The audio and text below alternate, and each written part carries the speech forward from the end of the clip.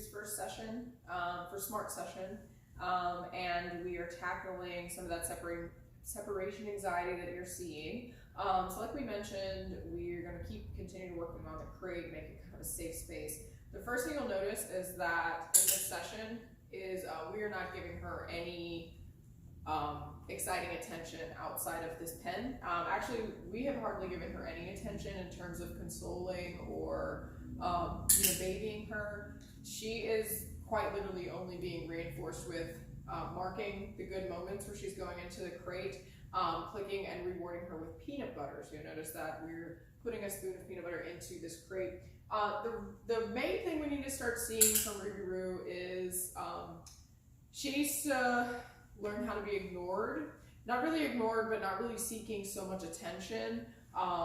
She doesn't need to be constantly consoled, and we know it's hard. She's very cute, it sounds very frantic, but the best thing that we can do for her right now is allow her to figure out that being alone is the best thing for her, especially in these safe spaces. So essentially all we're doing is staying really quiet. Anytime she comes out of the playpen, she may jump on us, she may seek our attention, and we're just not acknowledging it.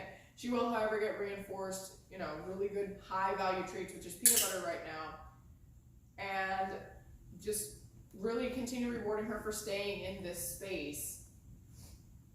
We are not going to close the door on the crate, and we're allowing her, if she wants to leave this pen area, she can, but you'll notice that she's going to remain staying in this space because she's not getting anything from us. She's just getting all the good things from inside of her crate and inside of this playpen.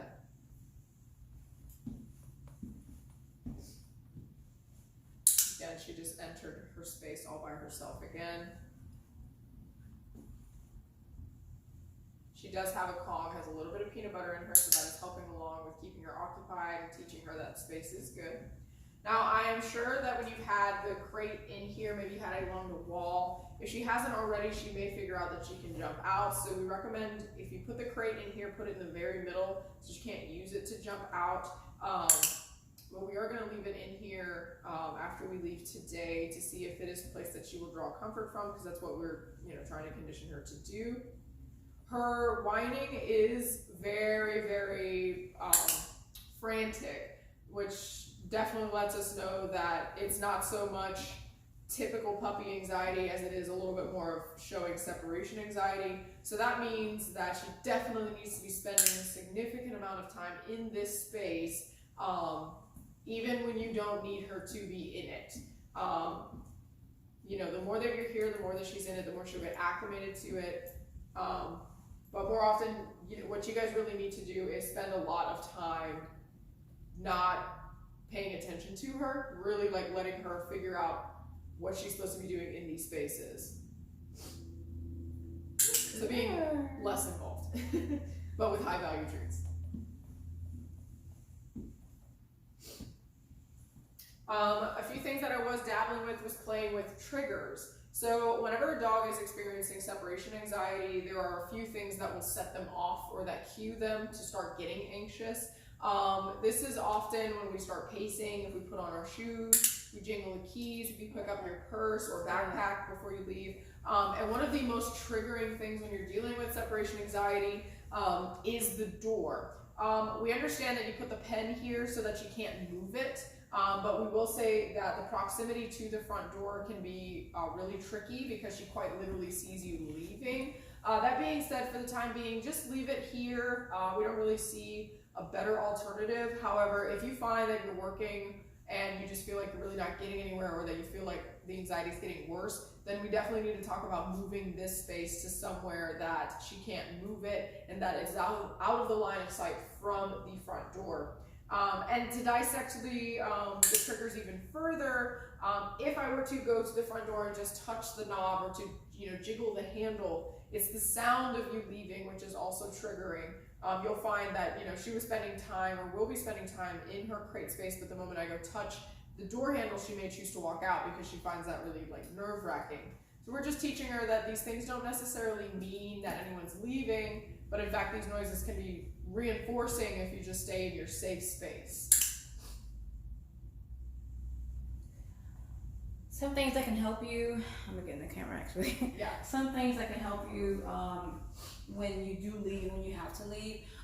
Playing calming music really does help calm dogs down, just like people, helps calm them down. Like I say, classical music, but be careful with classical music. If you have Spotify, there is a playlist on Spotify called Cinematic Chill Out. Literally, Cinematic Chill Out. It is a bunch of movie scores, and these songs are very mellow, really calm inducing, and it's going to help her out, drown out the noise of the outside world, maybe even drown out the noise of you coming home.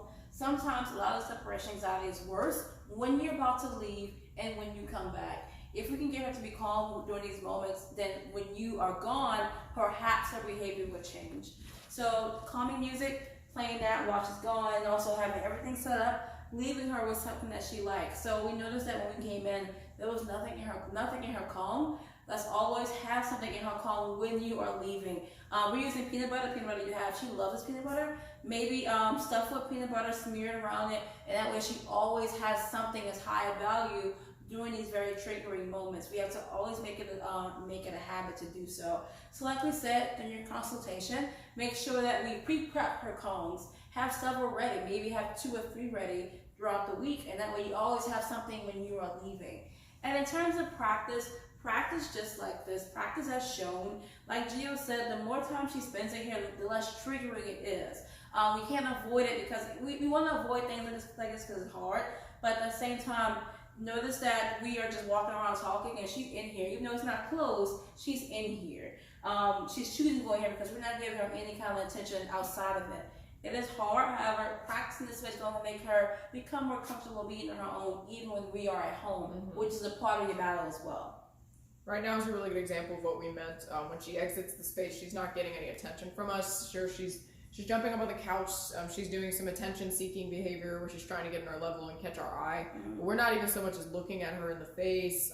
Like, sure, she's wandering. Like but right now, she's looking at me like, hey. This doesn't serve her a purpose, and the best choice that she can make on her own right now is to enter back into this space and go back into, trying to find her Kong or going into the crate. That is what we're going to reinforce. We're still not putting ourselves in the mix, though. Okay. She had to go to the bathroom, potty break. But back to what we were saying, we're really not being very invasive, and she's getting reinforced because a spoonful of peanut butter is giving her treats, not us, not our validation, not our voices remaining really quiet. Not once have we even said her name, except when we needed to go take her out just now. But this is really what you're looking at. If you're really gonna beat back this separation anxiety, she needs to figure out how to be herself all by herself, without any attention per se. Right now she's standing outside and she's looking at us, and that's great, but I guarantee you being in there is going to be a lot more beneficial for you. And that's where the clicker and high value treats really come into play. So she'll do it one more time. We're standing around here though, as our bodies are being highly suggestive. So we're not saying anything, but we can't stare at this any harder. We're like, please do this thing that we're highly suggesting you to do.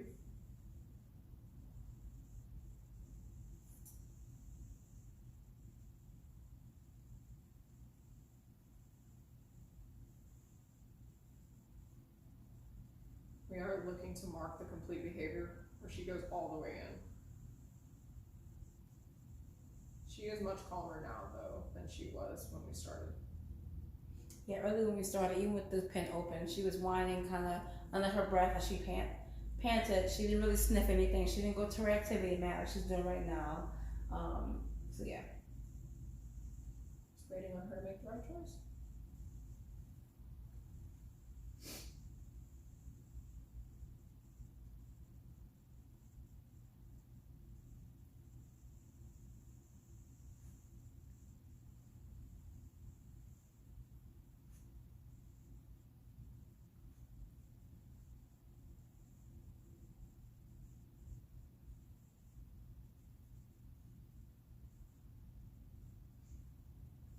Suggestion.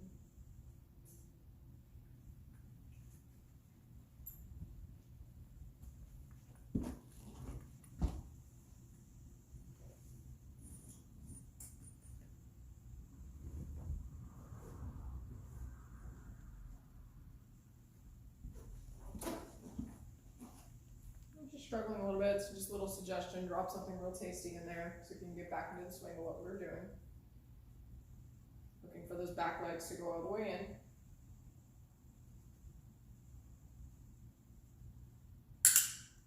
Yes. So we totally understand this is very much a slow burn. But in order for separation anxiety to go away, she's got to go through the entire process by herself without somebody talking her through it. So as you can see, this is very much a patience game. It is something that you're going to want to do frequently. So again, spend more time in this space for no reason at all. But the reason is so that you can fix the separation anxiety. So like this space is not something that she associates with being anxious, like just because you're here. No, she spends a lot of time in here. Then we'll be able to get to the triggers like the actual leaving and her spending time by herself. But we need to get her nice and conditioned to this space. So definitely keep this nice and constant. If you're going to have it in here, try to keep it in here as much as possible. But she's doing great for her first SMART session. Separation anxiety is extremely difficult, but once you really stick to the steps, you start to see it come along, everything will come together. And thanks for watching. Let us know if you have any questions. See ya!